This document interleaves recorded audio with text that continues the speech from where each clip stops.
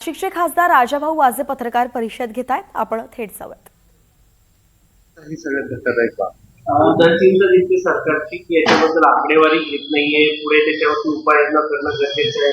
सरकार म्हणते की आमच्याकडे आकडेवारी नाहीये. नाही, सरकारकडे कंपन्या बंद पडल्याची आकडेवारी आहेत, सगळ्या आकडेवारी आहेत, परंतु किती लोकांच्या उपजीविकेवर याचा प्रश्न निर्माण झाला ती आकडेवारी सरकारकडे नाहीये.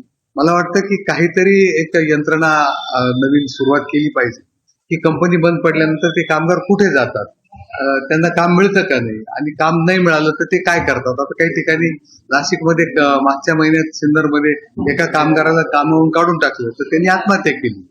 म्हणजे असे सुद्धा त्यांचे स्वप्न पूर्ती होत नाही, किंवा त्यांना जे ऑब्लिगेशन्स आहेत ते आता आपण नोकरी करतोय, मग आपल्याला घर घेतलंय, हाऊसिंग लोन घेतलंय, काही कर्ज घेतलेले, ते कसे फेडणार याचा सुद्धा प्रश्न निर्माण होतो. मला वाटतं सरकारने याबाबतही विचार करावा. नुसतं रोजगार देण्यापेक्षा जे रोजगार उपलब्ध आहेत ते जेव्हा बंद होतात तेव्हा जे प्रश्न होतात ते खूप मोठे आहेत असं मला वाटतं. या सगळ्याचा जोडून प्रश्न असा की महाराष्ट्राने विशेषतः खूप दावे केले, वेगवेगळ्या स्वरूपाचे MOU हजारो कोटींचे केले गेलेले आहेत, दावोसला असेल किंवा इतर ठिकाणी, आणि दुसऱ्या बाजूला हे वास्तव आहे महाराष्ट्राचे उद्योग क्षेत्रात. नाही, आता हे पहा, आपण असं म्हणू शकणार नाही का दावे केलेले आहेत. ते त्यांचं शासन म्हणून किंवा मुख्यमंत्री म्हणून त्यांचं काम करत असतील, ते करत असतात. नवीन गुंतवणूक घ्यायला पाहिजे यासाठी प्रयत्न करणं मला वाटतं चुकीचं नाहीये.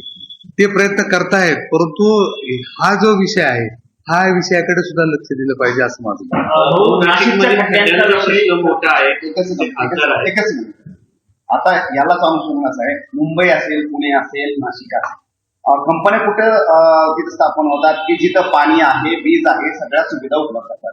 या तिन्ही ठिकाणी सुपीक जमिनीपासून, पाणीपासून, विजेपासून, रस्तेपासून सगळ्या गोष्टी उपलब्ध करून दिलेल्या आहेत. तरी सुद्धा या कंपन्या बंद पडण्याचं मेन कारण काय आहे? कुठे नाही, आता कंपन्या बंद पडण्याचे कारण वेगवेगळे आहेत, परंतु जेव्हा कंपनी बंद पडते तेव्हा तो प्लॉट तसाच राहतो.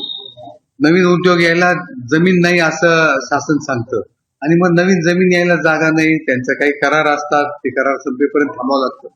त्यांचे काही कर्ज असतात, ते कर्ज मिटल्याशिवाय प्लॉट रिकामे होत नाहीत, नवीन उद्योग येत नाहीत. आता त्या जागा मला वाटतं की पुणे, मुंबई, नाशिक असेल, या इथे जागा शिल्लक नाही, जागा उपलब्ध नाहीत. नवीन लोकांना यायचंय परंतु जागा उपलब्ध नाही. मग आपलं म्हणणं आहे की ज्या कंपन्या बंद पडलेल्या आहेत त्या जागा उपलब्ध करून त्यांचे लवकर लवकर सेटलमेंट करून त्या लवकरात लवकर नवीन जागे देऊन नवीन कंपन्या चालू व्हाव्यात त्यासाठी प्रयत्न केले पाहिजे. नाशिकच्या खड्ड्यांचा प्रश्न गंभीर.